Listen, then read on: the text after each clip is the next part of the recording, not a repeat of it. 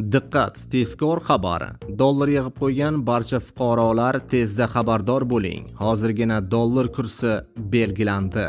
Assalomu alaykum hurmatli tomoshabinlar, tezkor yangiliklardan birinchilardan bo'lib xabardor bo'lishni istasangiz, videorolik ostiga like tugmachasini bosib, kanalimizga obuna bo'lishni unutmang. Diqqat, O'zbekistonda 2 kundan buyon dollarning kursi pastlayotgan edi. Bugun o'zgardi. Markaziy bank xorijiy valyutalarning o'zbek so'miga nisbatan 21-mart kuni amalda bo'ladigan yangi qiymatini e'lon qildi.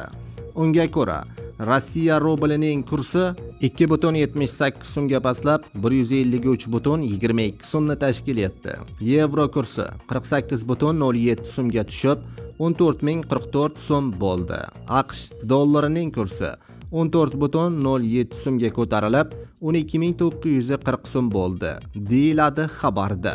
Hurmatli tomoshabinlar, videorolik keng tarqalib barchaga e'tibor ishligi uchun like tugmachasini bosib qo'yishni unutmang.